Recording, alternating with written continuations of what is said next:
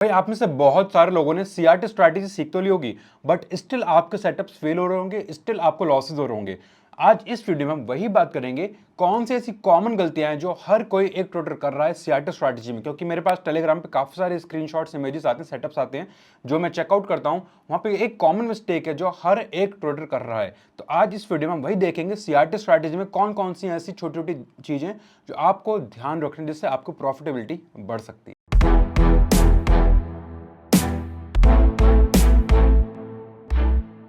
हे दोस्तों, मैं आकाश गर्ग स्वागत करता हूं आप सभी का अपने चैनल स्टेप प्रोड्यूस पे। दोस्तों, अगर आपको नहीं पता तो let me tell you, CRT एक वो स्ट्रैटेजी है जिसमें सारे मार्केट मेकर्स अब ट्रेड करते हैं। Forget about support, resistance, trend line, moving average, indicators and SMC के कुछ पार्ट्स भी, all of these things are retailing strategy. एक टाइम पे 2020-21 में एसएमसी शायद ही किसी को आता था। उससे पहले हर कोई बेसिक प्राइस एक्शन पे ट्रेड करता था, बट आज के डेट में हर किसी को एसएमसी आता है, हर कोई एसएमसी पे ट्रेड करता है स्मार्ट मनी कॉन्सेप्ट्स पे। अब आप मुझे बताओ, जब हर कोई दूसरा बंदा एसएमसी पे ट्रेड करेगा तो क्या हर किसी को पॉसिबल है वो प्रॉफिट होगा? हर कोई अगर सपोर्ट रेजिस्टेंस पे ट्रेड कर रहा है तो हर कोई प्रॉफिट कर पाएगा? ट्रेडिंग में 90-95% लोग लॉसेस कर रहे हैं, एंड अगर सोचोगे तो 90-95% लोग ही इस चीज पर ट्रेड कर रहे हैं। तो मतलब जो भी इन सब चीजों पर ट्रेड कर रहा है वो लॉस मेकिंग ट्रेडर है। Reason being all of these things are retailing strategy. Now market makers को, बैंक्स को, हेज फंड्स को पता है कि आप ये पुरानी चीजें यूज कर रहे हो, that's why you are making losses and they are doing something new. और अगर आपको लॉस मेकिंग जर्नी से प्रॉफिटेबल वाले जर्नी में आना है तो आज इस वीडियो में मैं एक बेसिक मिस्टेक्स बताऊंगा सीआरटी स्ट्रैटेजी के बारे में।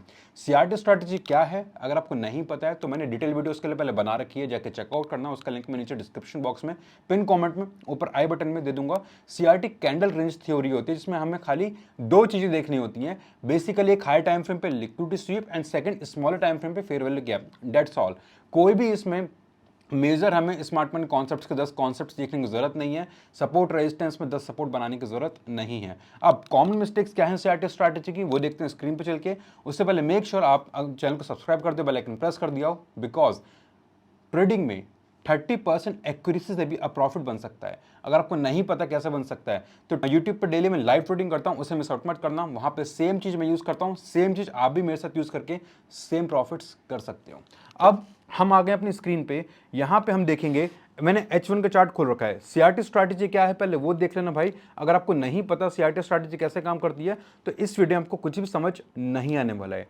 अगर आपको पता है सीआरटी स्ट्रैटेजी कैसे काम करती है, फिर मैं एक बार बेसिक बताता हूँ। अगर नहीं पता है तो एक हमारी कैंडल होती है, सेकंड कैंडल फर्स्ट कैंडल के नीचे के लिक्विड स्वीप करनी चाहिए with the form of wick, with the form of Wick.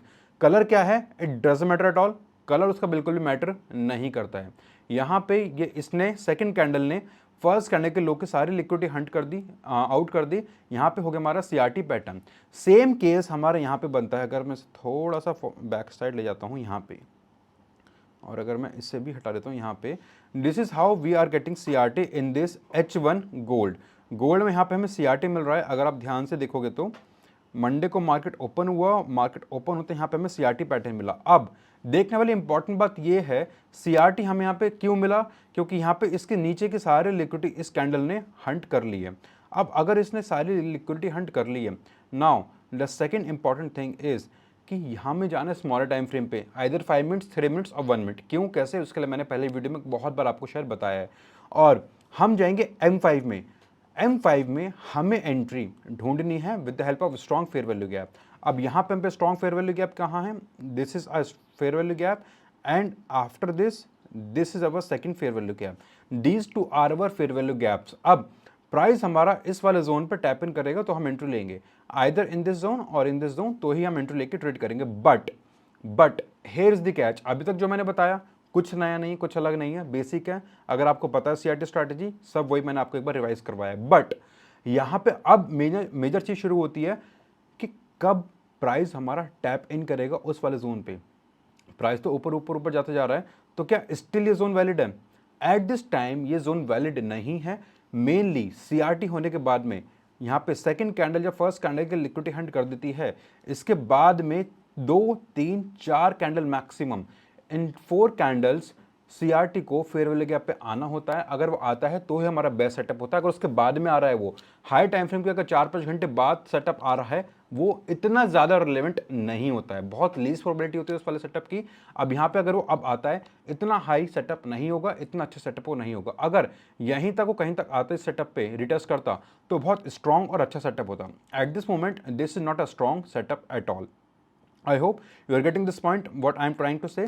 CRT में जो हमारा जोन बनता है, जोन पे टैप इन नेक्स्ट 3 4 5 घंटे तक मैक्सिमम हो जाना चाहिए, 5 कैंडल तक हो जाना चाहिए, नॉट घंटे, 5 कैंडल। अगर आप मान लो H2 की कैंडल देख रहे हो तो अगली 5 कैंडल में, आप H4 की कैंडल देख रहे हो तो अगले 3 4 कैंडल में हो जाना चाहिए। वो अगर उससे ज़्यादा टाइम दे रहा है डेट मीन्स वो हमारा अब लो प्रोबेबिलिटी सेटअप है। अगर आप बहुत ज़्यादा बाद में बहुत ज़्यादा कैंडल्स के बाद में प्राइस आता है अपने जोन पे, आप उस पर एंट्री ले रहे हो तो आप लो प्रोबेबिलिटी पे ले रहे हो, उससे या तो स्किप कर दो या उसमें बहुत छोटा सा रिस्क लो। एक मेजर गलती है जो बहुत लोग कर रहे हैं और बहुत कॉमन चीज़ है, बहुत माइनर मिस्टेक है, but yes it's a blunder.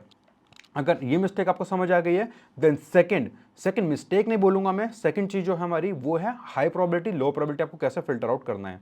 अब लेट मी टेल यू, हमारा एक ये सीआरटी है जो अभी हमने बनाया था, एक ये भी तो हमारा सीआरटी है। अगर मैं इसे लेट से रेड कलर से अगर मैं इसे मार्क करता हूँ, एक जो हमारा रेड वाली लाइन जा रही है वो भी हमारा सीआरटी है, क्योंकि इस कैंडल के लो के नीचे ये वाली विक गई और इस विक ने सारे लिक्विडिटी ग्रैब कर ली इस रेड वाली कैंडल के नीचे। सेम हमारे यहाँ पे हुआ, इस कैंडल के नीचे यहाँ पे जितने भी लिक्विडिटी सारी इसने ग्रैब कर ली। नाउ द पॉइंट इज कौन सा हमारा हाई प्रोबेबिलिटी है, कौन सा हमारा लो प्रोबेबिलिटी सेटअप है, ये हमारा डिसाइड होगा जो सेकंड कैंडल की विक है उससे। सेकंड कैंडल की विक अगर ये वाली विक हमारी बहुत बड़ी है डेट मीन्स ये हमारा हाई प्रोबेबिलिटी है। अगर ये वाला में छोटी विक है हमारी लो प्रोबेबिलिटी है। रीजन बीइंग इसने ज़्यादा लिक्विडिटी ग्रैब करी है, ये मोस्ट एक्सपेक्टेड सेटअप है जो मोस्ट बेस्ट परफॉर्मिंग सेटअप बन सकता है। इसने बहुत कम लिक्विडिटी ग्रैब करी है, बहुत छोटी इसकी विक है, तो ये इतना स्ट्रॉन्ग नहीं है जितना स्ट्रॉन्ग ये है। अगर हम पे ये वाला सेटअप होता ही नहीं कंपेयर करने के लिए तो this is also good, this is also best setup अपने आप में। बट अगर हम इसको कंपेयर करते हैं इस वाले से तो this is the good setup, this is best setup in both of these thing. अगर हम पे कंपेयर करने के लिए नहीं है then this is also good setup in this condition. मतलब जितने बड़ी हम पे विक होती है उतना अच्छा हमारा वो सेटअप होता है। अगर ये चीज़ समझ आ गई आपको, अगली तीसरी मेजर मिस्टेक मैं बताऊं उससे पहले मेक श्योर आपने चैनल को सब्सक्राइब करके बेल आइकन प्रेस कर दिया हो और टेलीग्राम ज्वाइन कर लिया। हमारा लिंक आपको नीचे डिस्क्रिप्शन बॉक्स में कमेंट पे मिल जाएगा। टेलीग्राम पे डेली आपको गोल्ड एंड फॉरेक्स सिग्नल्स मिलेंगे एब्सोल्युटली फ्री। वापस आते हैं हम अपना कोई और गलती देखते हैं। लेट्स से मैं एक पेयर खोल लेता हूँ जीबीपी यूएसडी पाउंड यूएसडी, अगर मैं पेयर खोल रहा हूँ नाउ, हमने हाई टाइम फ्रेम देख लिया। हाई टाइम फ्रेम की दो गलतियां जो मेजर लोग कर रहे हैं वहां पे, अब हमने क्या देखा यहाँ पे, फर्स्ट कैंडल के लो के नीचे के सारे लिक्विडिटी ग्रैब कर ली इस वाली विक ने, दैट्स फाइन दैट्स गुड। हमें पता लगे यहाँ पे हमारा ये एक सीआरटी सेटअप मिला है। Now here comes the important point. अब मैं एंट्री लेने के लिए कौन सा टाइम फ्रेम पे जाना है, स्मॉलर टाइम फ्रेम पे, आइदर इन 5 मिनट्स और इन 3 मिनट्स। अगर 3 मिनट पे भी नहीं मिलता तो 1 मिनट में। अब 5 मिनट में हम यहाँ पर देखेंगे अपना फेयर वैल्यू गैप, जो मैंने आपको सबसे स्टार्टिंग बताया था वीडियो में, सबसे स्टार्टिंग में। भाई और कुछ ही समझ नहीं आ रही नीचे कमेंट करके पूछ लेना, वीडियो को ऑफलाइन सेव कर लो, बार बार देखना, क्योंकि ये एक बार में समझ आने वाली चीज़ नहीं है। बट अगर एक बार आ गई you are set for life. इससे इजी स्ट्रैटेजी और इससे अच्छे काम पे, इससे अच्छे रिजल्ट पे आपको मिल ही नहीं सकती है। अगर आपको किसी को डाउट आ रहा है कि सर इसकी एक्यूरेसी कितनी है, तो लेट मी टेल यू 70% से यार इसकी एक्यूरेसी है। बट फॉरगेट अबाउट 70%, 30% एक्यूरेसी, 1:1 1:2 पे आप कैसे प्रॉफिट कर सकते हो वो मिस आउट नहीं करना। तो लाइव ज्वाइन कर लो, आपको सब कुछ पता लग जाएगा। लाइव में आपको मैं ये चीज़ बताने वाला हूँ। अब यहाँ पे आते हैं हम फेयर वैल्यू गैप देखने के लिए। हम पे एक ये फेयर वैल्यू गैप मिलता है, this is a small fair value gap entry लेने के लिए, और else we have this fair value gap entry लेने के लिए, और else we have this fair value gap as well. अब 3 फेयर वैल्यू गैप मिल रहे हैं हमें। नाउ द क्वेश्चन इज कि हम कहाँ से एंट्री प्लान करें, कौन सा हमारा स्ट्रॉन्ग फेयर वैल्यू गैप है, कौन सा हमारा वीक फेयर वैल्यू गैप है।